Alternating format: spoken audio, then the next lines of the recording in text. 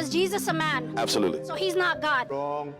Muslims claim all the time that since Jesus was a human, this means he couldn't be God at the same time. However, I'm going to prove that even in the Quran, Jesus is divine while also being human.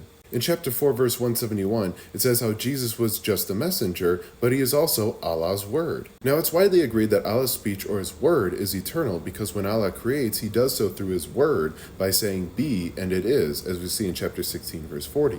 So if Allah creates through his word, then his word must also be eternal, as Al-Qurtubi says in his Tafsir in chapter 7, verse 54. So the Quran describes Jesus as the eternal, pre-existing word of Allah that created the world. Now, some will say that in chapter 3, verse 59, it says that Jesus was created just like how Adam was created. However, even commentators like Ibn Kathir says this has to do with Jesus being made without a father.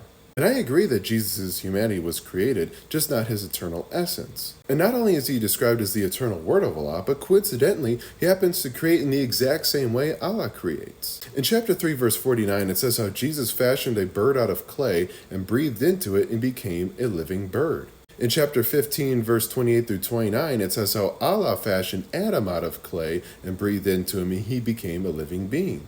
So Jesus creates in the exact same way Allah creates. Now, some will say that Jesus was only able to do this because Allah gave him the permission to do so, as we see in chapter 3, verse 49 and chapter 5, verse 110. However, just because Allah gave him the permission to do so doesn't mean he didn't have the ability to do it. For example, if I gave you permission to drive my car, I didn't give you the ability to drive my car, I just let you do it.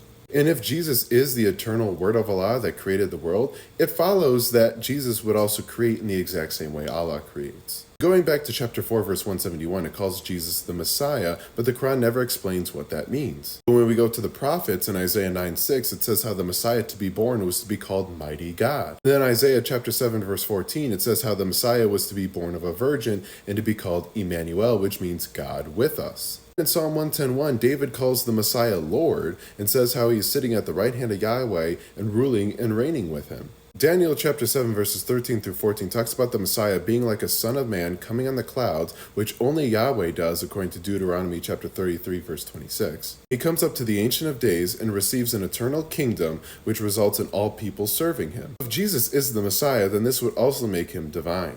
So based on the Quran, Jesus is the eternal word of Allah that created the world according to the will of Allah and is also the divine Messiah that was prophesied through the prophets. This sure sounds a lot like how the Bible describes Jesus, and that's because it is. If Allah was trying to show how Jesus was just a man and not divine, then he is the worst communicator of all time. What makes more sense is that Muhammad heard things said about Jesus but didn't understand what they meant, and he used them to describe Jesus without realizing he was deifying him.